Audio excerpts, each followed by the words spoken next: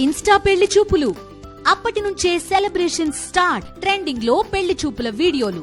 పూర్తి వివరాలకు చదవండి రేపటి సాక్షి హైదరాబాద్ ఎడిషన్. మహారాష్ట్రలో తలబొప్పి కట్టిన విపక్ష ఇండియా కూటమికి జార్ఖండ్ ఫలితాలు ఊరటనిచ్చాయి. అక్కడ జేఎంఎం సారథ్యంలోని ఇండియా కూటమి హోరాహోరీ పోరులో బీజేపీ నేతృత్వంలోని ఎన్డీఏ కూటమిని నిలువరించి అధికారాన్ని నిలబెట్టుకుంది. ఆదివాసీ కోటాలో జేఎంఎం మరోసారి జయకేతనం ఎగురవేసింది. జార్ఖండ్ లో సానుభూతి పవనం బలంగా వీచింది. జార్ఖండ్ లో ఇండియా కూటమి అధికారం నిలబెట్టుకుంది. జేఎంఎం కాంగ్రెస్ ఆర్జేడీ కూటమి ఘన విజయం సాధించింది. ఎగ్జిట్ పోల్ సంచలనాలను తలకిందులు చేస్తూ భారీగా సీట్లు రాబట్టింది జేఎంఎం కూటమి. 81 అసెంబ్లీ స్థానాలకు గాను ఏకంగా 56 చోట్ల విజయం సాధించింది. కూటమి సారథి జార్ఖండ్ ముక్తి మోర్చా జేఎంఎం దుమ్ము రేపింది.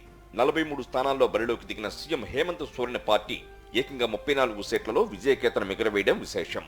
దాని భాగస్వాముల్లో 30 చోట్ల పోటీ చేసిన కాంగ్రెస్ 16, 6 చోట్ల బరిలోకి దిగిన ఆర్జేడీ 4 చోట్ల పోటీ చేసిన సిపిఐ 2 స్థానాలను గెలుచుకున్నాయి.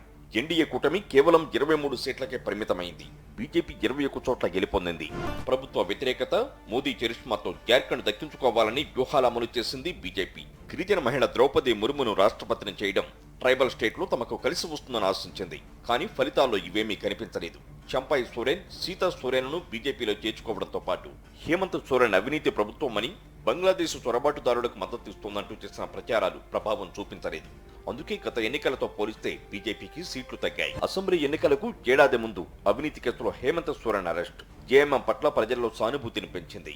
మహిళలకు నెలకు ఇచ్చే 1000 రూపాయలను 2500కు పెంచుతామన్న హామీలు కూడా కూటమికి కలిసి వచ్చాయి. సర్నాను ప్రత్యేక మతంగా గుర్తించాలని తీర్మానిస్తూ కేంద్రానికి లేఖ రాయడం కూడా కలిసి వచ్చినట్లు విశ్లేషకులు అంచనా వేస్తున్నారు.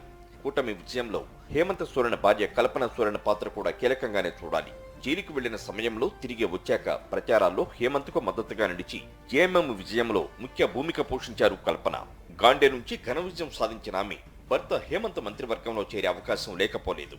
మొత్తం మీద జార్ఖండ్ లో ప్రధాని మోదీ మొదలు బీజేపీ అగ్రనేతలు, బీజేపీ పాలిత రాష్ట్రాల ముఖ్యమంత్రులు ప్రచారం చేసిన మెజారిటీకి సరిపడా ఓట్లు రాలేకపోవడంపై రాజకీయ వర్గాల్లో పలు రకాలుగా చర్చ జరుగుతోంది. ఇటు బీజేపీ అధిష్టానంలోనూ అంతర్మతనం మొదలైంది. స్థానిక అంశాలను పట్టించుకోకుండా జాతీయ అంశాలపై దృష్టి పెట్టిన బీజేపీ తగిన మూల్యం చెల్లించుకుందన్న విశ్లేషణలు వెలువడుతున్నాయి.